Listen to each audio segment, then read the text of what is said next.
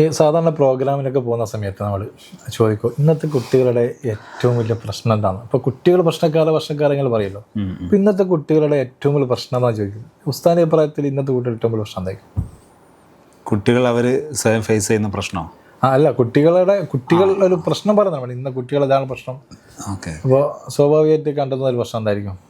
പലതും പറയും. ഇപ്പോൾ മൊബൈൽ കാരണം പറയും, അങ്ങനെ പലതും പറയും. അതെല്ലാം എന്തുതന്നെയാണ്, ഒരു പ്രശ്നം തന്നെയാണ്. പക്ഷേ എന്നെ ഈ വിഷയത്തിൽ ചിന്തിപ്പിച്ച ഒരു പ്രധാനപ്പെട്ട വിഷയം എന്ന് പറഞ്ഞാൽ, ഇപ്പോൾ എറണാകുളത്തിൻ്റെ ഓഫീസിലേക്ക് ഒരു കേസ് വന്നു. അന്നാണ് ഞാൻ ഈ വിഷയത്തെ കുറിച്ച് ചിന്തിച്ചത്. അതായത് വിവാഹത്തിലേക്ക് പോകാൻ തയ്യാറല്ലാത്ത ഒരു പെൺകുട്ടി, ഏകദേശം 22-23 വയസ്സായിട്ടുണ്ടാവും. അപ്പോൾ ആ പെൺകുട്ടി വന്നപ്പോൾ ഞാൻ ചോദിച്ചു, മോളെ കല്യാണം കഴിക്കേണ്ടതെന്ന് ചോദിച്ചു. അപ്പോൾ കുട്ടി പറഞ്ഞ മറുപടി ഉണ്ട്, സർ ഞാൻ ലൈഫൊന്ന് എൻജോയ് ചെയ്യട്ടെ എന്ന മറുപടിയാണ്. ഞാൻ ലൈഫൊന്ന് എൻജോയ് ചെയ്യട്ടെ. ഇത് കേട്ട ഉമ്മ പറഞ്ഞു, സാറേ എപ്പോഴും എൻ്റെ മകളുടെ സംസാരം ഈ രീതിയിലാണ്. ഇത് കേൾക്കുമ്പോൾ ഞാൻ കരുതും വീട്ടിൽ നിന്ന് ഇറങ്ങിപ്പോയാലോ എന്ന്. അപ്പോൾ ആ പെൺകുട്ടി പറഞ്ഞൊരു വാക്കുണ്ട്, ഉമ്മ അങ്ങനെ പറയല്ല വേണ്ടി, അങ്ങ് ഇറങ്ങി പോവുകയാണ് വേണ്ടത്. അപ്പോൾ ഉമ്മ സ്വാഭാവികമായിട്ടും ഉമ്മ വല്ലാത്തൊരു പ്രയാസത്തിലേക്ക് പോയി. അപ്പോൾ ആ സമയത്ത് ഞാൻ ചിന്തിച്ചത് എന്താണ് ഇതിങ്ങനെയെന്ന്. അപ്പോഴാണ് മനസ്സിലായത് ലൈഫ് എൻജോയ് ചെയ്യുക എന്നൊരു കോൺസെപ്റ്റിലാണ് ഇന്നത്തെ ജനറേഷനിൽ. അവിടെ പോയിന്റ് എടുക്കുന്നതിനാൽ ഈ എൻജോയ്മെൻറ്റിന് ഉമ്മയും വാപ്പയും സപ്പോർട്ടാണെങ്കിൽ അവർ വേണം, അല്ലെങ്കിൽ അവർ വേണ്ട. ഈ എൻജോയ്മെൻറ്റിന് നാട്ടുകാരും കുടുംബക്കാരും സപ്പോർട്ടാണെങ്കിൽ അവർ വേണം, അല്ലെങ്കിൽ അവർ വേണ്ട. ഈ എൻജോയ്മെൻറ്റിന് പള്ളിയിൽ ഉസ്താദുമാർ സപ്പോർട്ടാണെങ്കിൽ അവർ വേണം, അല്ലെങ്കിൽ അവർ വേണ്ട. ഈ എൻജോയ്മെൻറ്റിന് മതം സപ്പോർട്ടാണെങ്കിൽ മതം വേണം, അല്ലെങ്കിൽ മതവും വേണ്ട. ഇതാണ്. ഇപ്പോൾ ഗായ്സ്, എൻ്റെ ഉമ്മ മരണപ്പെട്ടിരിക്കുകയാണ്, ഉമ്മ ഞാൻ വളരെ വേദനയിലാണെങ്കിൽ ഉമ്മ മയ്യത്ത് വന്നുകൊണ്ടിരിക്കുകയാണ്, അരങ്ങ് കാണിക്കാൻ വേണ്ടി വീഡിയോ ചെയ്യുന്നു എന്ന് അതുവരെ ഉമ്മയുടെ മരണം എന്ന ഒരു കുട്ടിയുടെ ഏറ്റവും വേദന നിറഞ്ഞ അവസ്ഥകളെ വരെ എൻജോയ്മെൻറ്റിനെ ടൂളാക്കുന്ന ഒരു തലമുറയാണ് ഇപ്പോൾ ഉള്ളതെന്നുള്ളത്. അപ്പോൾ ആസ്വാദന ഭ്രമം ബാധിച്ച ഒരു തലമുറയാണ് നമുക്ക് മുമ്പിൽ ഇപ്പോൾ ഉള്ളത് എന്നുള്ളതാണ് ഏറ്റവും വലിയ പ്രശ്നം. പിന്നെ തലമുറയുടെ ഏറ്റവും വലിയ പ്രശ്നം എന്ന് പറഞ്ഞാൽ ആസ്വാദന ഭ്രമം ബാധിച്ചു എന്നുള്ളത് തന്നെയാണ്. ആ ഒരു ഭ്രമത്തിൻ്റെ ബൈ പ്രൊഡക്റ്റ് ബാക്കിയെല്ലാം ഈ ഹാപ്പിനെസ് തേടിയുള്ള യാത്രയുടെ ഭാഗമായിട്ടാണ് ഈ ആസ്വാദന ഭ്രമം ഉള്ളിലുകൊണ്ട് തന്നെ ഹാപ്പിനെസ് എവിടെ നിന്ന് കിട്ടും? ഈ തേട്ടമാണ് അവരെന്ത് ചെയ്യുന്നത്? ലഹരിയിൽ കൊണ്ടുപോകുന്നത്, താരാരാധനയിൽ കൊണ്ടുപോകുന്നത്, മൊബൈലിലേക്കും പ്രേമസല്ലാപങ്ങളിലേക്കൊക്കെ കൊണ്ടുപോകുന്നത് ഈ ആസ്വാദന ഭ്രമത്തിൻ്റെ ബാക്കിയാണ്. അപ്പോൾ എന്താണ് ഇതിന് ഒരു പരിഹാരം നമുക്ക് വീട്ടിൽ കൊടുക്കാൻ പറ്റുക? നമ്മളിങ്ങനെ പ്രശ്നങ്ങൾ അവതരിപ്പിച്ചുകൊണ്ട് മാത്രം കാര്യമില്ലല്ലോ. അപ്പോൾ എന്താണ് പരിഹാരം കൊടുക്കുക? ആ പരിഹാരത്തിലേക്ക് കടക്കുന്നതിന് മുമ്പ് നിലവിലുള്ള ആസ്വാദനങ്ങൾ ഏതെല്ലാം എന്നുള്ളത്, നിലവിലുള്ള ആസ്വാദനങ്ങൾ എന്ന് പറഞ്ഞാൽ ഇപ്പോൾ കോമണായി ഇന്ന് സമൂഹത്തിൽ കാണുന്ന ആസ്വാദന വിഷയങ്ങൾ, ഇത് സത്യത്തിൽ അത് റിയൽ ഹാപ്പിനെസ് ഉണ്ടാക്കുന്നുണ്ടോ ഇല്ലയോ എന്നിടത്താണ് വിഷയം കിടക്കുന്നത്. പ്രധാനത്തിന് മ്യൂസിക് നമ്മളത് ഡാർക്ക് ഹാപ്പിനെസ്സിൻ്റെ ഏരിയയിലാണ്. എല്ലാ മ്യൂസിക്കിനല്ല, ഒട്ടുമിക്ക മ്യൂസിക്കുകളെയും നമ്മൾ ഉൾപ്പെടുത്തിയിരിക്കുന്നത് ഡാർക്ക് ഹാപ്പിനെസ്. ഇപ്പം പിന്നെ മ്യൂസിക് ഒരു കോമണായി പറയുകയാണെങ്കിൽ മ്യൂസിക് എന്താണ്, ഒരു റിലാക്സ് കിട്ടുന്ന വിഷയം തന്നെയാണ്, അതിൽ സംശയമൊന്നുമില്ല. പക്ഷേ എല്ലാ മ്യൂസിക് അങ്ങനെയാണോ എന്നുള്ളത്, അതുകൊണ്ട് മ്യൂസിക്കുമായി ബന്ധപ്പെട്ട ഒരു പഠനം ലോകത്ത് നടന്നിട്ടുണ്ട്. Kerala music is language to mental health പറഞ്ഞിട്ട് വിളിച്ചിട്ട് നെറ്റിൽ നിന്ന് അടിച്ചു കൊടുത്താൽ അതിൻ്റെ ഫുള്ള് റിസർച്ച് പേപ്പർ വരും. അതിൽ പറയുന്നത് മ്യൂസിക്കുമായി നടക്കുന്ന ആളുകൾ മറ്റുള്ളവരെക്കാൾ 3 ഇരട്ടി മനോവൈകല്യമുള്ളതായി സയൻറ്റിഫിക്കായിട്ട് അവർ പ്രൂവ് ചെയ്തിട്ടുണ്ട്. അതെ. ഇപ്പോൾ ഉദാഹരണത്തിന് റോക്ക് മ്യൂസിക് ഗർഭിണിയുടെ സമീപത്ത് വെച്ചാൽ ഗർഭത്തിലിരിക്കുന്ന കുട്ടിക്ക് വരെ ഷോക്ക് സംഭവിക്കുന്നതാണ്. ട്രാൻസ് മ്യൂസിക് കൂടുതൽ ശിവമന്ത്രങ്ങൾ അതിലുള്ളതെന്ന് പറയപ്പെടുന്നു. നമുക്ക് കൂടുതൽ ഡീറ്റെയിൽ അറിയില്ല, എങ്കിലും അത് ഈ കഞ്ചാവ് അടിച്ച ആളുകൾക്കൊക്കെ ഒരു ഹാർട്ട് ബീറ്റ് മാനേജ് ചെയ്യാനാണ് ഇതൊക്കെ ഉപയോഗപ്പെടുത്താറെന്ന് പറയപ്പെടാറുണ്ട്. അത് പറയപ്പെടൽ മാത്രമാണ്, അതിൻ്റെ ഡാറ്റ നമുക്ക് കിട്ടിയിട്ടില്ല, അതുകൊണ്ട് അങ്ങനെ പറയുന്നു. അപ്പോൾ എന്തിനാണെങ്കിലും ഈ ഇത്തരം ഒരുപാട് തരം മ്യൂസിക്കുകൾ ഇതെല്ലാം സത്യത്തിൽ എന്താണ്, മനുഷ്യന് റിയലായിട്ട് ഹാപ്പിനെസ് തരുന്നില്ല എന്നാണ് പഠനങ്ങൾ പറയുന്നത്. വേറെ മ്യൂസിക് ഉണ്ടല്ലോ, പിന്നെ 3 തരം മ്യൂസിക്കുകളൊന്ന് ഈ ക്ലാസിക് മ്യൂസിക്. ഈ ക്ലാസിക് മ്യൂസിക് എന്ന് പറയുന്നത് സത്യത്തിൽ വേദഗ്രന്ഥങ്ങളൊക്കെ ക്ലാസിക് ഇനത്തിലാണ് എണ്ണിയിരിക്കുന്നത്. അള്ളാഹുവിൻ്റെ കലാം ക്ലാസിക് ഇനത്തിൽ എണ്ണിയിരിക്കുന്നത്. ഇപ്പോൾ പിന്നെ ബ്രിട്ടനിലുള്ള ഒരു ഡോക്ടർ സുൽത്താൻ, ഡോക്ടർ റിയാസിൻ്റെയും ഡോക്ടർ സലാം സാറുടെ കെയറോഫിൽ ഞാനൊരു പരിചയപ്പെട്ടു, സംസാരിച്ചു. അദ്ദേഹം പറയുന്നത് പറഞ്ഞാൽ പ്രഭാത സമയത്ത് വിശുദ്ധ ഖുർആൻ ഒരാൾ താല്പര്യത്തോടെ 15 മിനിറ്റ് പാരായണം ചെയ്താൽ അവരുടെ ബ്ലഡിലെ നല്ല രക്താണുക്കൾ ശക്തി പ്രാപിക്കുകയും അവർ നല്ല രോഗപ്രതിരോധ ശേഷി ഉണ്ടാകുന്ന അദ്ദേഹം സയൻറ്റിഫിക്കായിട്ട് പ്രൂവ് ചെയ്തിട്ടുണ്ട്. ഇന്ന് വരെ അതിനെതിരെ ഒരു പഠനം കൊണ്ടുവരാൻ പറ്റിയിട്ടില്ല. മാത്രമല്ല മതപരമായ വിഷയത്തിൽ കോമ്പറ്റീഷനെ പരിശോധിക്കുകയാണെങ്കിൽ ലോകത്തെ ഏറ്റവും വലിയ കോമ്പറ്റീഷൻ ഖുർആൻ കോമ്പറ്റീഷനാണ്. അതെ അതെ. പിന്നെ അതിനേക്കാൾ നമ്മൾ അത്ഭുതപ്പെടുന്ന കുറേ വിഷയങ്ങളുണ്ട്. അതായത് പിന്നെ എത്രയോ ജേണലുകൾ ഖുർആൻ കേൾക്കുന്ന എഫക്റ്റ് വേറെ, അതിൻ്റെ സയൻറ്റിഫിക് എഫക്റ്റ് വേറെ, ഖുർആൻ പാരായണം ചെയ്യുന്ന എഫക്റ്റ് വേറെ, അത് തജ്വീദ് പ്രകാരം പാരായണം ചെയ്യുന്ന എഫക്റ്റ് വേറെ. എത്രയോ ജേണലും ശാസ്ത്രലേഖനങ്ങളും ഇതുമായിട്ട് ബന്ധപ്പെട്ടിട്ടുണ്ട്. പക്ഷേ നമ്മൾ കേരളത്തിലെ ആളുകൾക്ക് പലർക്കും അറിയില്ല. ഇപ്പോൾ ഞങ്ങളൊരു സംവിധാനം തുടങ്ങിയിട്ടുണ്ട്, പിന്നെ ഗ്രീൻ IQ എന്നാണ്. 12 വയസ്സിൻ്റെയും 6 വയസ്സിൻ്റെയും 12 വയസ്സിൻ്റെ കുട്ടികൾക്ക് ഖുർആൻ താല്പര്യത്തോടെ അവർ ഹൃദയത്തിലേക്ക് എത്തിച്ചുള്ള പരിപാടിയായിട്ട്. അതിലിപ്പോൾ എന്തുകൊണ്ട് നമ്മളങ്ങനെ പറയാൻ കാരണം വെച്ചാൽ വിശുദ്ധ ഖുർആൻ ഇത്രയും ബെനിഫിറ്റുകൾ ലോകത്ത് പലർക്കും ഉണ്ടാകുന്നുണ്ടെങ്കിലും കേരളത്തിലെ ആളുകൾക്ക് എന്തുകൊണ്ട് ഉണ്ടാകുന്നില്ല എന്ന് വെച്ചാൽ അവർ താല്പര്യത്തോടെ അല്ല നമ്മളെ മക്കളുടെ ഹൃദയങ്ങളിലേക്ക് അള്ളാഹുവിൻ്റെ കലാം എത്തി എന്നുള്ളതാണ് അതിൻ്റെ കാരണം. അപ്പോൾ ഞാൻ പറഞ്ഞത് ഈ ഹാപ്പിനെസ്സിൻ്റെ പ്രധാനപ്പെട്ട വിഷയമാകുന്ന മ്യൂസിക്, അതിനൊരുപാട് പ്രോബ്ലം ഉണ്ട്. അത് ഏറ്റവും നല്ലത് ക്ലാസിക് ഇനത്തിൽപ്പെട്ട മ്യൂസിക്കാണ്. ക്ലാസിക് ഇനത്തിൽപ്പെട്ട തന്നെ ഒരു വിശ്വാസം സംബന്ധിച്ചിടത്തോളം അള്ളാഹുവിൻ്റെ കലാം കേൾക്കുക എന്നുള്ളത് തന്നെയാണ് അവൻ്റെ ഏറ്റവും വലിയ ഹാപ്പിനെസ് കിട്ടാനുള്ള ഒരു മാർഗ്ഗം. അത് തന്നെയാണ്. അപ്പോൾ ഇത് ഒരാൾ പിന്നെ ജസ്റ്റ് എല്ലാ ദിവസവും കുറച്ച് ഖുർആൻ കേൾക്കുകയും താല്പര്യത്തോടെ പാരായണം ചെയ്ത് കഴിഞ്ഞാൽ അവന് എത്രയോ ആയിരക്കണക്കിന് റിലാക്സ് മ്യൂസിക് കിട്ടുന്നതിനെക്കാട്ടും എഫക്റ്റ് അള്ളാഹുവിൻ്റെ കലാമിലൂടെ അവന് കിട്ടുമെന്നുള്ളതാണ്. മസൂറോ ഇമോട്ടോ പോലെയുള്ള പിന്നെ ജപ്പാനീസ് സയൻറ്റിസ്റ്റുകൾ ഇത് തെളിയിക്കുകയും ചെയ്തിട്ടുണ്ട്. ഇപ്പോൾ സാറ് ഡാർക്ക് ഹാപ്പിനെസ്സിനെ പറ്റിയും റിയൽ ഹാപ്പിനെസ്സിനെ പറ്റിയും പറഞ്ഞു. നമ്മളാളുകൾ കുട്ടികൾ പൊതുവെ ഹാപ്പിനെസ് കിട്ടിയാൽ മതി, അങ്ങനെയൊന്നും നോക്കാറില്ല. ഇപ്പോൾ ഈ ഡാർക്ക് ഹാപ്പിനെസ് മറ്റെന്തും തിരിച്ചറിയാതെ ഹാപ്പിനെസ് കൺസ്യൂം ചെയ്ത് അവസാനം ഒരു പ്രശ്നത്തിലേക്ക് എത്തിയ എന്തെങ്കിലും കേസുകൾ കൈകാര്യം ചെയ്തിട്ടുണ്ടോ? സാധാരണ ഈ സൈക്കോളജിസ്റ്റുകളുടെ മൊത്തമുള്ള രീതി എന്ന് പറഞ്ഞാൽ ഈ പിന്നെ പുതിയ കാലത്തെ കുട്ടികൾ ധാരാളം മ്യൂസിക് കേൾക്കുന്ന ആളുകളാണ്. പക്ഷെ അവർക്ക് എന്തില്ല, അവരുടെ കണ്ണ് ഉള്ളോട്ട് തള്ളിയത് കാണാം, അവരുടെ മുഖം ഇങ്ങനെ ചുക്കിച്ചൊളിഞ്ഞ കാണാം. അതിൽ പ്രധാനപ്പെട്ട കാരണം എന്ന് പറഞ്ഞാൽ ഈ റോക്ക് മ്യൂസിക് പോലുള്ള മ്യൂസിക്കുകൾ കേൾക്കുന്നതാണ് അതിൻ്റെ അടിസ്ഥാന കാരണം. അപ്പോൾ ഇത്തരം വിഷയങ്ങളായിട്ട് വന്ന ആളുകൾക്ക് ഇനി അതുമായി ഇത്തരം മ്യൂസിക് കേൾക്കുന്നതിന് ഡിപ്രഷനിലേക്ക് ആളുകൾ കൊണ്ടുപോകുന്നുണ്ട്. ക്ലാസിക് മ്യൂസിക് അല്ല പറയുന്നത്, മറ്റുള്ള മ്യൂസിക്കുകൾ കൂടുതൽ അതാണ് കേൾക്കുന്നത് കൊണ്ടുപോകാറുണ്ട്. അപ്പോൾ ഇത്തരം ആളുകൾക്കൊക്കെ നമ്മൾ കൊടുക്കുന്ന ഒരു പിന്നെ ഇങ്ങനെ ഡിപ്രഷനിലൊക്കെ ആയ ആളുകൾക്ക് നമ്മൾ എന്ത് ചെയ്യാന്ന് പറഞ്ഞാൽ നമ്മളെ ഓൺ അനുഭവമാണ് പറഞ്ഞത്, വേറെ ആരെയും പറഞ്ഞു കേട്ടതോ ഒന്നല്ല, കിംവദന്തി ഒന്നല്ല.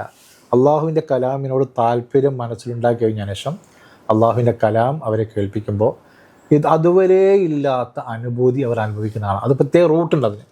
ആ റൂട്ട് പ്രകാരം തെറാപ്യൂട്ടിക് റൂട്ട് പ്രകാരം ഖുർആനെ കേൾക്കുമ്പോൾ ഒരു ഭയങ്കരമായ റിലാക്സിലേക്ക് പോകും. ശരിക്കും ഒരു പിന്നെ നോർമൽ സ്റ്റേജിലേക്ക് വരെ എത്തിയ അനുഭവങ്ങൾ വരെ ഉണ്ടായിട്ടുണ്ട്. അത്ര എഫക്റ്റാണ്. മാത്രമല്ല ഞാൻ എൻ്റെ ഫാമിലി ക്ലാസ്സുകളിലൊക്കെ അവസാനത്തിൽ ഞാനിത് ചെയ്യാറുണ്ട്, ഈ തെറാപ്പി.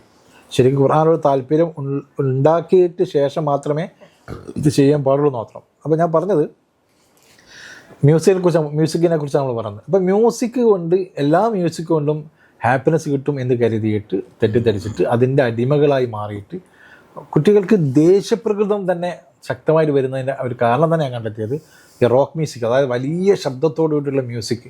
അത് അറബി പാട്ടാണെങ്കിൽ ശരി, അത് അറബി പാട്ടാണെങ്കിൽ ശരി, ഞാൻ അങ്ങനെ പറ്റി പറയുന്നുള്ളൂ, അങ്ങോട്ട് പറയുന്നില്ല. അതിങ്ങനെ അമിത ബഹളമയത്തോടു കൂടിയിട്ടാണെങ്കിൽ അത് പ്രോബ്ലം തന്നെയാണ്.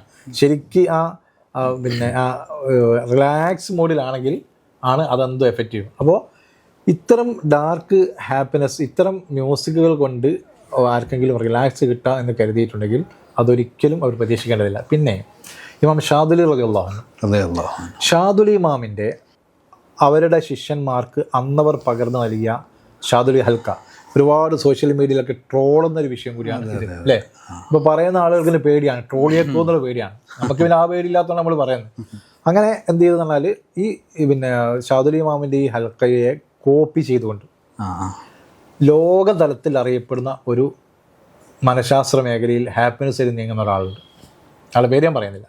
ലോകതലത്തിൽ ഏകദേശം രാജ്യാന്തരങ്ങളിൽ അദ്ദേഹത്തിൻ്റെ ആളുകളും സംഘങ്ങളൊക്കെ ഉണ്ട്. അവരുടെ ടീമുമായിട്ട് നമ്മൾ സംസാരിച്ചിരുന്നു, അതിൻ്റെ പ്രധാനപ്പെട്ട ആളായിട്ട് നമ്മൾ സംസാരിച്ചിരുന്നു. ആ സംസാരത്തിലൊക്കെ നമുക്ക് ഒരുപാട് വിഷയങ്ങൾ മനസ്സിലായി. സത്യത്തിൽ ഇപ്പോൾ ഷാദുലി, ഞാനത് പബ്ലിക് ഓഡിയൻസ് കാണുന്നതുകൊണ്ടാണ് അതിൻ്റെ ഡീപ്പ് തലത്തിലേക്ക് പോകാത്തത്. നമ്മളല്ലാത്ത സമയത്ത് ഫുള്ള് അതിൻ്റെ എല്ലാ ഏരിയകളും പറയാറുണ്ട്.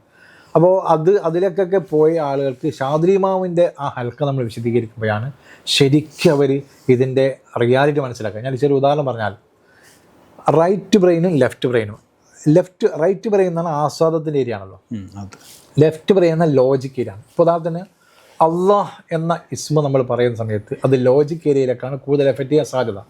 എന്നാൽ അള്ളാഹ് അള്ളാഹ് അള്ളാഹ് എന്നൊരു പാട്ട് പാടുകയാണെങ്കിലോ അത് റൈറ്റ് ബ്രെയിനിലേക്ക്. അപ്പോൾ ഈ ഷാദുലി ഹൽക്കകളിൽ അള്ളാഹുവിൻ്റെ ജലാലത്തിൻ്റെ ഇസ്മ ഉച്ചരിക്കുന്ന കൂട്ട അള്ളാഹ് അള്ളാഹ് എന്ന് ഉച്ചരിക്കുമ്പോൾ അത് ലെഫ്റ്റ് ബ്രെയിൻ എഫക്റ്റ് ചെയ്യും. ഒപ്പം തന്നെ എന്ത് ചെയ്യുന്ന പറഞ്ഞാൽ ബോഡിക്ക് അതിൻ്റെ താളം കൊടുക്കും. ബോഡിക്ക് താളം ബോഡി ആക്റ്റീവായി.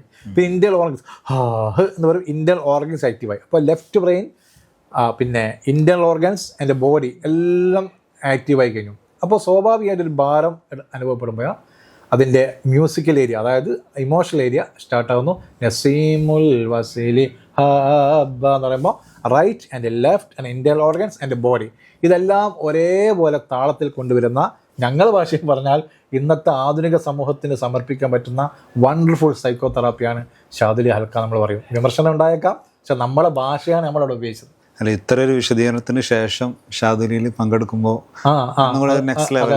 അത്ര എൻ്റെ അഭിപ്രായത്തിൽ ഷാദുലി എന്ത് വേണം, പരിശീലനം കൊടുത്തിട്ട് ആ പരിശീലനം കിട്ടിയ ആൾക്കാർ മാത്രം ചെയ്യുമ്പോൾ ഉള്ള എഫക്റ്റും ഇതിനെപ്പറ്റി ഒരു ഐഡിയ ഇല്ലാത്തവരൊക്കെ ഇതിനിടയിൽ കയറി എന്ന് ചെയ്യുമ്പോൾ എഫക്റ്റും വേറെ. ശരിക്കും അതിൻ്റെതായ ഹക്ക് പ്രകാരം ചെയ്യുമ്പോൾ എല്ലാ അർത്ഥത്തിലും ഒരിക്കതും മതിയാവും. ശരിക്കും ഇപ്പോൾ ഷാദുലിയിലെ ദിക്കറുകളും അതിലെ ബൈത്തുകളിലൊക്കെ കുറച്ചൊരു മാനം കൂടെ അറിയുമ്പോഴാണ് ലോജിക്ക് ശരിക്കും ആക്റ്റീവ്. മാനം കൂടെ അറിഞ്ഞാൽ അതിൻ്റെ എഫക്റ്റ് വളരെ കൂടും. അപ്പോൾ ഞാൻ പറഞ്ഞത് ഇതുപോലുള്ള അള്ളാഹുവിൻ്റെ കലാമാണെങ്കിലും ഇന്ന് നമ്മുടെ ക്ലാസിക്കുകൾ, അതായത് നേരത്തെ ഗർഭിണിയുടെ വിഷയം പറഞ്ഞല്ലോ, പിന്നെ ഇപ്പോൾ ബിസ്മിയും ഹംദും സലാത്തും നൽസലാമും ഈ രൂപത്തിൽ അങ്ങ് പാടുമ്പോൾ സത്യത്തിൽ എന്ത് സംഭവിക്കുന്നതിനാൽ ലോജിക് ആക്ടിവേഷനോട് കൂടിയിട്ടുള്ള ഇമോഷണൽ ആക്ടിവേഷനാണ്, റൈറ്റ് ആക്ടിവേഷനാണ് നടക്കുന്നത്. കാരണം ഈ നഫീസത്ത് ബീവി എന്നാണ് ബീവിയെ, മഹത്തായ ബീവി അവർക്കറിയാം. അതുകൊണ്ട് അത് ലോജിക്കലി അത് എഫക്റ്റ് ചെയ്യുന്നുണ്ട്. ഒപ്പം തന്നെ അതിൻ്റെ താളവും വരികയാണ്.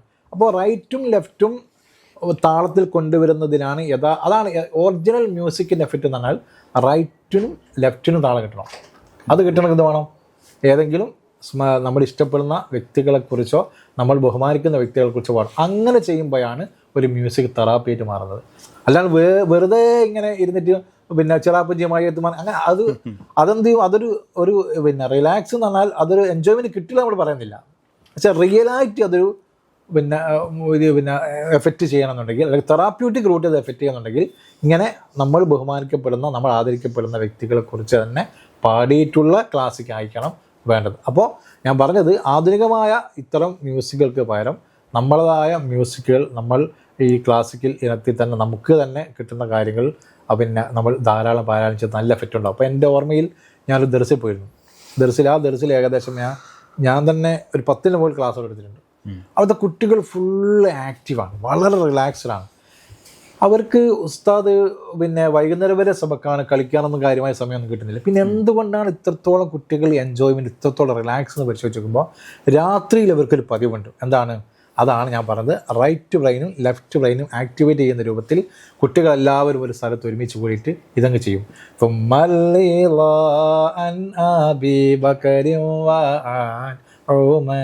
ഈ പറയപ്പെടുന്ന 10 മഹാരഥന്മാരെ കുറിച്ചും കുട്ടികൾക്ക് ഏകദേശം ധാരണ അറിയാം. ആ ധാരണയോട് കൂടിയിട്ട് അവരത് ചെയ്യുമ്പോൾ ശരിക്കും അവർ റിലാക്സ് മൂഡിലേക്ക് പോകുന്നുള്ള അതിൻ്റെ ഒരു കാരണങ്ങളുണ്ട്. പ്രധാനപ്പെട്ട കാരണം അതാണ്. ഞാൻ അവിടെ സംശയം, ഇപ്പോൾ ഈ 2 സൈഡും ആക്റ്റീവ് ആകുമ്പോഴാണ് ഈ ഒരു ഉപകാരം പറയുന്നത്. ഇപ്പോൾ പലപ്പോഴും ഈ അർത്ഥമൊന്നും കേൾക്കാതെ ആയിരിക്കും പലരും ഈ മ്യൂസിക് കൺസ്യൂം ചെയ്യുക. അപ്പോൾ അത് 1 സൈഡ് മാത്രം ആക്റ്റീവ് ആകുമ്പോൾ അതായത് പ്രശ്നം എന്ന് പറഞ്ഞാൽ അവർക്ക് എന്തുണ്ടാവില്ല. പ്രധാനം പറഞ്ഞാൽ ഈ ഏരിയ മാത്രം ഡെവലപ്പ് ആകുമ്പോൾ ഇമോഷണൽ മാത്രം ടച്ച്. ഇപ്പോൾ ഉദാഹരണത്തിന് കുട്ടികളൊക്കെ നമ്മളിപ്പോൾ വ്യാപകമായി നമ്മളിപ്പോൾ റെക്കോർഡ് ചെയ്യുന്ന ഈ പ്രദേശത്ത് വരെ ആത്മഹത്യ നടന്നിട്ടുണ്ട്. കുട്ടികൾ ധാരാളം പാട്ട് കേൾക്കുന്നുണ്ട്, പക്ഷെ അവർക്ക് എന്തുകൊണ്ട് റിലാക്സ് ഉണ്ടാകുന്നില്ല. അതിന് കാരണം എന്ന് പറഞ്ഞാൽ അവർ കേൾക്കുന്ന പാട്ടുകൾ എന്താണ്, അവർ ലോജിക്ക് എഫക്റ്റ് ചെയ്യാത്ത പാട്ടുകളാണ്. അപ്പോൾ റൈറ്റ് ബ്രെയിൻ കൂടുതൽ ആയിക്കഴിഞ്ഞാൽ ആസ്വാദനം മാത്രമേ അവർ തരൂ, റിയാലിറ്റിയിൽ അവർ പോയില്ല. അപ്പം ഈ വെറും പാട്ട് താളത്തിന് മാത്രമാകുമ്പോൾ അവർ ഈ സ്ഥലത്ത് മാത്രമേ അതിൻ്റെ പ്രവർത്തനം നടക്കുന്നുള്ളൂ. അപ്പോൾ 2 ഭാഗത്തും പ്രവർത്തനം നടക്കുമ്പോഴാണ് ബുദ്ധിപരമായൊരു വളർച്ച മനുഷ്യനുണ്ടാവുക. അത് ആരോടും പ്രത്യേകിച്ച് പറഞ്ഞു മനസ്സിലാക്കിക്കൊണ്ടില്ലേ, അത് മനുഷ്യനും ചിന്തിച്ചാൽ തന്നെ മനസ്സിലാവുമല്ലോ. അപ്പോൾ ഇതാണ്. അപ്പോൾ നമ്മൾ നിലവിൽ പറഞ്ഞത് ഈ ഡാർക്ക് ഹാപ്പിനെസ് കൊണ്ട് നമ്മൾ റിയൽ ഹാപ്പിനെസ്സാണ് തെറ്റിദ്ധരിച്ച് പോയിട്ട് അതിൽ ഹോമിക്കപ്പെട്ട് ലൈഫ് താറുമാറായി പോകുന്ന അവസ്ഥയാണ് പുതുതലമുറക്കുള്ളത്. അതുകൊണ്ട് തന്നെ റിയൽ ഹാപ്പിനെസ്സിൻ്റെ ഭാഗമായിട്ട് നമ്മളുടെ ക്ലാസ്സുകൾ ധാരാളം നമ്മളെ മക്കളെ നമ്മൾ കേൾപ്പിക്കണമെന്ന് കൂട്ടത്തിൽ ഓർമ്മപ്പെടുത്തുന്നു. ഇനി മറ്റുള്ള വിഷയങ്ങൾ നമുക്കതിൻ്റെ സ്റ്റെപ്പായിട്ട് കയറി വരാം. ഇസ്ലാമിക് സൈക്കോളജി കൈകാര്യം ചെയ്യുന്ന ഒരാളെന്നുള്ള ആൾക്ക് ഒരു ചോദ്യം, അതായത് ഇപ്പോൾ വിശ്വാസികൾക്കിടയിൽ തന്നെ താരാരാധന, വേൾഡ് കപ്പിലായാലും ഇനിയിപ്പോൾ സിനിമ മേഖലയിലായാലും താരാരാധന നല്ല വളർന്നുകൊണ്ടിരിക്കുന്ന ഒരു സമയമാണ് ഇപ്പോൾ. പ്രത്യേകിച്ച് ചെറുപ്പക്കാർക്കിടയിലും നമ്മുടെ പെൺകുട്ടികൾക്കിടയിലും ചെറുപ്പക്കാർക്കൊക്കെ ഉണ്ടത്. ഇത് അവരുടെ കാഴ്ചപ്പാടിൽ എന്താ ഇപ്പോൾ കുഴപ്പം? നമ്മൾ നിസ്കരിക്കുന്നുണ്ട്, നമ്മൾ അവർക്ക് വേണ്ടി ജയ് വിളിക്കുന്നുണ്ട്, അല്ലെങ്കിൽ ആവേശം കൊള്ളുന്നുണ്ട്, ചിലപ്പോൾ സ്റ്റാറ്റസ് വെക്കുന്നുണ്ട്. ശരിക്കും ഇത് അവർക്കറിയാത്തതുകൊണ്ടായിരിക്കും. ശരിക്കും അവരെ ഇത് എഫക്റ്റ് ചെയ്യുന്നുണ്ടോ? അവരുടെ വിശ്വാസത്തെ ഏതെങ്കിലും രീതിയിൽ ഇത് എഫക്റ്റ് ചെയ്യുന്നുണ്ടോ? എന്താണ് എൻ്റെ റെമഡിയും കൂടി അല്ലേ? അതല്ല ഉദ്ദേശിക്കുന്നത്. ഇപ്പോൾ ഞാനിത് സാധാരണ ഈ പല സ്ഥലത്ത് ഈ വിഷയം സംസാരിച്ചിട്ടുണ്ട്. ഇപ്പോൾ നമ്മളൊരു വിമൻസ് അക്കാദമി, ആ വിമൻസ് അക്കാദമി പോയിട്ട് വർഷങ്ങൾക്ക് മുമ്പാണ് റമദാൻ്റെ പകൽ അവർ കൂടുതൽ കുട്ടികൾ ഹിജാബ് ധരിച്ച കുട്ടികളാണ്, ഒരുപാട് ക്ലാസ് കിട്ടിയ കുട്ടികളാണ്. റമദാൻ്റെ പകലാണ് ചോദ്യം. ഞാനോട് ചോദ്യം അതാ, മക്കളെ നിങ്ങളുടെ മനസ്സിൽ ഏറ്റവും കൂടുതൽ സ്വാധീനം ചെലുത്തി കിടക്കുന്ന ആരാണ് എഴുതി തരാൻ വേണ്ടി പറഞ്ഞത്. ഇപ്പോൾ 2-3 ആൾക്കാരുടെ പേര് ഏതാണ് പറഞ്ഞത്. അത് വരുന്ന കുട്ടികൾ എഴുതിയിട്ട് പിന്നെ അന്ന് ഇപ്പോൾ വേറെ ഒരാൾക്കാർ, അന്ന് വിരാട് കോഹ്ലി, ദുൽഖർ സൽമാൻ, ബോംബറള്ളി 3 ആളെ പേരാണ് പ്രധാനമായിട്ട് പല കുട്ടികൾ എഴുതിയത്. അപ്പോൾ അവിടെയുള്ള ഉസ്താദമാർക്ക് ഞെട്ടിപ്പോയി. ഈ കുട്ടികളെന്ന് വെച്ചാൽ ഇവർ നിറഞ്ഞ് ഒരു കുട്ടി പറഞ്ഞാൽ സാറേ ബോംബറള്ളിയൊന്നും എൻ്റെ മനസ്സിൽ നിന്ന് പോകുന്നില്ല എന്ന് പറഞ്ഞു.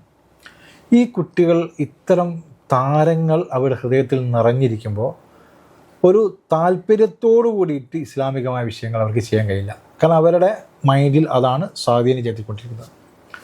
അപ്പോൾ ഇത് ഇപ്പോൾ പിന്നെ എന്ത് പ്രവർത്തനമാണെങ്കിലും പിന്നെ അവിടെ ഒരു മുഖം സുന്ദരമായി കിടക്കുന്നു, അല്ലെങ്കിൽ ഒരു ആവേശം പിന്നെ ഈമാനികമല്ലാത്തൊരാവേശം ഉള്ളിൽ ശക്തമായി കിടക്കുന്ന സമയത്ത് സ്വാഭാവികമായിട്ടും ഈമാനികമായ വിഷയങ്ങൾ അവരുടെ ഹൃദയങ്ങളിലേക്ക് കയറില്ല.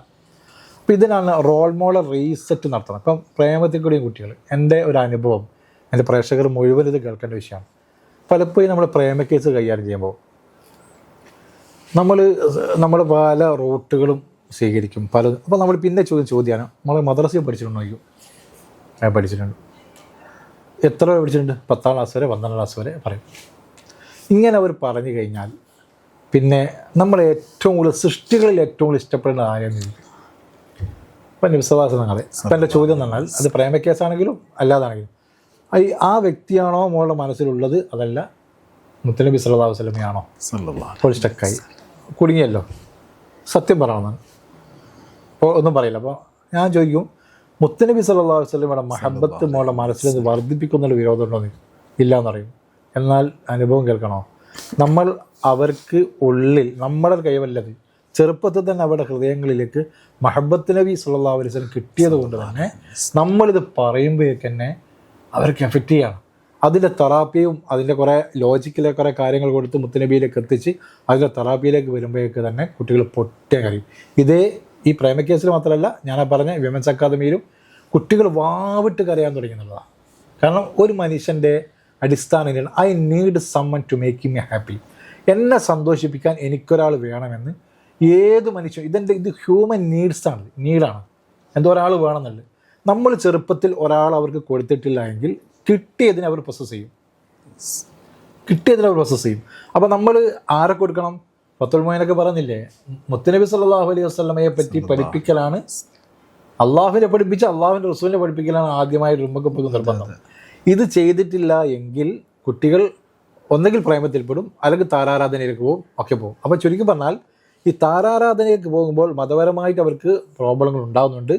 ഇനി താരാരാധനയിൽ പോയി കഴിഞ്ഞാൽ അവർ വെറും ഒരു കഷായൊക്കെ കുടിക്കുന്ന എഫക്റ്റിൽ അവർ ആരാധന ചെയ്യുക. എന്നാൽ മഹബത്ത് നബി അവരുടെ ഹൃദയത്തിൽ ശക്തമായിട്ടുണ്ടെങ്കിൽ താല്പര്യത്തോടെ അവർക്ക് ചെയ്യാൻ പറ്റും. ഇപ്പോൾ അതായത് പ്രായമായൊരു വാപ്പ വീട്ടിലുണ്ടെങ്കിൽ സ്വാഭാവികം അവർ സംസാരം ഇഷ്ടപ്പെടില്ല. അവർക്ക് വേണ്ടി ഖിദ്മത്തൊക്കെ ചെയ്യുമ്പോൾ മുത്തുനബിയെ പറ്റി ഓർമ്മ വരുമ്പോൾ, മുത്തുനബി ചെയ്ത ഓഫർക്ക് ഓർമ്മ വരുമ്പോൾ ആ മഹബത്തുണ്ടെങ്കിൽ അത് താല്പര്യത്തോടെ ചെയ്യാൻ പറ്റും. മാതാപിതാക്കൾക്ക് താല്പര്യത്തോടെ ബഹുമാനിക്കാൻ പറ്റും. കേവല ബഹുമാനമല്ല, താല്പര്യത്തോടെ ബഹുമാനിക്കാൻ പറ്റും. അപ്പോൾ ആരാധന എന്ന് പറയുന്നത് പിന്നെ തീർച്ചയായിട്ടും ഈമാനിനും അവരുടെ അമലിനൊക്കെ പ്രശ്നം തന്നെയാണ്. അവർക്ക് അത് രക്ഷപ്പെടുത്തണമെന്നുണ്ടെങ്കിൽ റസൂലുള്ളാഹി സ്വല്ലല്ലാഹു അലൈഹി വസല്ലമയോടുള്ള മഹബത്ത് അവരുടെ ഹൃദയത്തിൽ എത്തിച്ചു കൊടുക്കുകയാണ്. പക്ഷെ ഇവിടെ വേറൊരു ചാലഞ്ച് ഉണ്ട്, അതെങ്ങനെ എത്തിച്ചു കൊടുക്കുന്നതാണ് പ്രശ്നം. നമ്മൾ സാധാരണ രീതിയിൽ പറഞ്ഞു കൊടുത്താൽ ചില കുട്ടികൾക്ക് അതൊരു കഥ കേൾക്കുമ്പോൾ മാത്രമേ അവർ കേൾക്കുകയുള്ളൂ. അതിനാണ് അള്ളാഹു തൗഫീഖ് കൊണ്ട് നമ്മളെ ഉസ്താദുമാരൊക്കെ ഉൾക്കൊള്ളുന്ന വലിയൊരു ടീം ഡെവലപ്പ് ചെയ്ത മഹബത്തുൻ നബിയിലേക്ക് ഉള്ള ലോജിക് ആക്ടിവേഷൻ തന്നെ. അതായത് ലോജിക്കിൽ മുത്തുനബിനെ കൊടുക്കാനുള്ള ഭൗതികമായ കാഴ്ചപ്പാടുകൾ തന്നെ മുത്തുനബിയെ കൊടുക്കാനുള്ള പരിപാടി. ഇതിന് നമ്മൾ പേരിട്ടിരിക്കുന്നത് പ്രീ പ്രൈമറി ലോജിക് എന്നാണ്. എന്ന് പറഞ്ഞാൽ പ്രീ പ്രൈമറി ലോജിക്. അതായത് ഇത് പഠിച്ചുകൊണ്ട് റസൂലുള്ളാഹിനെ പഠിക്കലാവില്ല. റസൂലുള്ളാഹിനെ പഠിക്കുക റസൂലാന്ന് പഠിക്കാനല്ലോ. ഇത് നബി സല്ലല്ലാഹു അലൈഹി വസല്ലമയെ പറ്റി അവർ ചിന്തിക്കാനുള്ള ഒരു പ്രഥമമായ ഒരു വിഷയങ്ങളാണ്. അതിന് ചെറിയ ഉദാഹരണം പറഞ്ഞാൽ, നബി സല്ലല്ലാഹു അലൈഹി വസല്ലമയുടെ നാമം പേരായി സ്വീകരിക്കപ്പെട്ടതുപോലെ ലോകത്തൊരു നേതാവിൻ്റെ നാമവും പേരായി സ്വീകരിക്കപ്പെട്ടിട്ടില്ല എന്നുള്ളതാണ്. ലോകത്തെ രണ്ടാമത്തെ സർവ്വവിജ്ഞാനകോശമാകുന്ന കൊളംബിയ എൻസൈക്ലോപീഡിയ 2000 എഡിഷനിൽ ഇത് കൃത്യമായി പറയുന്നത്. ഇപ്പോഴും പല സ്ഥലത്തുള്ള റിസർച്ച് നമ്മൾ കണ്ടില്ലേ, ഏറ്റവും കൂടുതലുള്ള ജനപ്രിയ നാമം മുഹമ്മദ് എന്ന പേരാണ്. ആൺകുട്ടികളിൽ മുഹമ്മദ് എന്ന പേരാണ് നമ്മൾ കേട്ടിട്ടുണ്ട്. പിന്നെ വേറൊന്ന്, നബി സല്ലല്ലാഹു അലൈഹി വസല്ലമയുടെ ജനന സ്ഥലവും വഫാത്ത് സ്ഥലവും ആധികാരികമായി അറിയപ്പെടുന്ന പോലെ ലോകത്തിലെ നേതാവിൻ്റെ ജനന സ്ഥലമോ വഫാത്ത് സ്ഥലമോ അതുപോലെ അറിയപ്പെടുന്നില്ല. നബി സല്ലല്ലാഹു അലൈഹി വസല്ലം ജനിച്ച സ്ഥലത്തും വഫാത്തായ സ്ഥലത്തും അനുയായികൾ ഒരുമിച്ച് കൂടുന്നത് പോലെ ലോകത്തിലെ നേതാവിൻ്റെയും ജനന സ്ഥലത്തോ മരണ സ്ഥലത്തോ അനുയായികൾ ഒരുമിച്ച് കൂടുന്നില്ല. നബി സല്ലല്ലാഹു അലൈഹി വസല്ലം ജനിച്ച സ്ഥലത്തും വഫാത്തായ സ്ഥലത്തും അനുയായികളുടെ ആധിക്യം കാരണം വികസനം നടക്കുന്ന പോലെ ലോകത്തിലെ നേതാവ് ജനിച്ച സ്ഥലത്തോ വഫാത്തായ സ്ഥലത്തോ വികസനം നടക്കുന്നില്ല. നബി സല്ലല്ലാഹു അലൈഹി വസല്ലം ജനിച്ച സ്ഥലത്തും വഫാത്തായ സ്ഥലത്തും ഒരു അതോറിറ്റി, ഗവൺമെൻറ് അതോറിറ്റി ഇൻവോൾവ് ചെയ്യുന്നത് പോലെ ലോകത്തൊരു നേതാവ് ജനിച്ച സ്ഥലത്തോ വഫാത്തായ സ്ഥലത്തോ ഒരു അതോറിറ്റി ഇൻവോൾവ് ചെയ്യുന്നില്ല. ഒരു രാജ്യത്തിൻ്റെ രാജാവ് എല്ലാ സ്ഥലത്തും അവർ കിങ് എന്ന പേരിൽ അറിയപ്പെടുമ്പോൾ 2 സ്ഥലത്ത് അവർ ഖാദിം എന്ന പേരിൽ അറിയപ്പെടുന്നു, സേവകൻ എന്നതിൽ അറിയപ്പെടുന്നു. അറിയപ്പെടുന്നതിൽ അവർ അഭിമാനം കൊള്ളുന്നു. അത് അൽ ഖാദിമുൽ ഹറമൈൻ ഷരീഫൈൻ. 2 അങ്ങനെ ഒരു സ്ഥലം ഈ നേതാവിൻ്റെ ജനറൽ സ്ഥലത്തിനോ വഫാത്ത് സ്ഥലത്തിനോ അല്ലാതില്ല. ഇപ്പോൾ നമ്മൾ കുട്ടികൾ പറയും, മക്കളെ നിങ്ങൾ വകക്ക് വിട്, നിങ്ങൾ ഭൗതികമായി മാത്രം ഒരു നേതാവ് എന്ന അർത്ഥത്തിൽ മാത്രം ചിന്തിച്ചുകൊണ്ട് റസൂലുള്ളാഹിനെ നിങ്ങളൊന്ന് മൈൻഡിൽ കൊണ്ടുപോകുക. അങ്ങനെ കൊണ്ടുവരാണെങ്കിൽ അവിടത്തേക്ക് തുല്യനായി വേറൊരാളോട് സാമ്യപ്പെടുത്തി ചർച്ച ചെയ്യാൻ പോലും അവിടുത്തെ നമുക്ക് പറ്റില്ല. അതിന് മാത്രം റസൂലുള്ളാഹി സ്വല്ലല്ലാഹു അലൈഹി വസല്ലമയുടെ ലോജിക്കായ തലങ്ങൾ മുന്തി നിൽക്കുന്നുണ്ട്. നമ്മൾ ഈ ചെറുപ്പക്കാരെ നമ്മൾ വിമർശന സ്വഭാവത്തിൽ പറയേണ്ടിയല്ല. കാരണം ഞാൻ മനസ്സിലാക്കുന്നത് അവരൊക്കെ ഈ താരാരാധന, അപ്പോൾ സിനിമ മേഖലയിലായാലും പിന്നെ ഗെയിമുകളുടെ മേഖലയിലായാലും അവർ താരാരാധന അവർ നടത്തുന്നുണ്ടെങ്കിൽ പോലും അവർക്കൊക്കെ ഉണ്ട്, വിശ്വാസികളായ ആളുകൾക്ക് നിസ്കാരം നല്ല ആസ്വദിച്ച് നിസ്കരിക്കണം, നല്ല മനസ്സറിഞ്ഞ് ഖുർആൻ ഓതണം എന്നൊക്കെ അവർക്കുണ്ട്. പക്ഷെ അവർ പലപ്പോഴും അറിയുന്നില്ല ഇതാണ് അവർക്ക് ചെയ്യാൻ പറ്റാത്ത ഒരു പ്രധാനപ്പെട്ട തടസ്സം ഇത്തരം താരാരാധനകളും മറ്റും. അപ്പോൾ അത് റിമൂവ് ചെയ്യണം. അപ്പോഴാണ് നമുക്ക് ശരിക്കും ആസ്വദിക്കാൻ പറ്റും. റിമൂവ് ചെയ്യുക എന്നുള്ളത് നമ്മൾ ഇവിടെ പറയുന്ന റിമൂവ് റീസെറ്റ് ചെയ്യാന്ന് പറയും. റീസെറ്റ് ചെയ്യുക, അതായത് നമ്മൾ ഇപ്പോൾ ഒരു പ്രേമത്തിൽ നിന്ന് കുട്ടികളെ ഇറക്കിയിട്ട് കാലിയാക്കി വിടില്ല, പകരം അതിനേക്കാൾ വലിയ ഒരാൾ ഹൃദയത്തിൽ വെച്ചു കൊടുക്കണം. ടോപ്പ് സ്വഭാവമുള്ള ആൾ, ടോപ്പ് കെയർ നൽകിയ ആൾ, ടോപ്പ് സൗന്ദര്യമുള്ള ആൾ, ടോപ്പ് എല്ലാ നിലക്കും എന്തൊക്കെ വിഷയത്തിൽ ടോപ്പ് പറയാൻ പറ്റുമോ അതെല്ലാം ടോപ്പായ ആൾ. കാരണം ഒരു വിഷയം സംബന്ധിച്ചിടത്തോളം ഇപ്പോൾ ഉസ്താദാണല്ലോ, അവനെ പറയാനല്ലോ. ഖുർആൻ പറഞ്ഞത് അന്നബിയു ഔലാ ബിൽ മുഅ്മിനീന മിൻ അൻഫുസിഹിം, സത്യവിശ്വാസികൾക്ക് സ്വന്തം ശരീരത്തെക്കാളും ബന്ധപ്പെട്ടവരാണ് റസൂലുള്ളാഹി സ്വല്ലല്ലാഹു അലൈഹി വസല്ലം. ലാ ഈമാന ലിമൻ ലാ മഹബ്ബത ല, മഹബ്ബത്തില്ലാത്തൊരു ഈമാനില്ല. ഇത്രയും വലിയ വിഷയം ഉണ്ടായിട്ട് പോലും നമ്മൾ ആ വിഷയത്തിലേക്ക് എത്തുന്നില്ല. അത് എത്തുമ്പോൾ സത്യത്തിൽ താല്പര്യത്തോടെ നിസ്കരിക്കാൻ പറ്റും, താല്പര്യത്തോടെ ഉമ്മയെ അനുസരിക്കാൻ പറ്റും, താല്പര്യത്തോടെ വീട്ടിൽ സേവനം ചെയ്യാൻ പറ്റും, താല്പര്യത്തോടെ സുഹൃത്തിൻ്റെ മുഖത്തേക്ക് പുഞ്ചിരിക്കാൻ പറ്റും.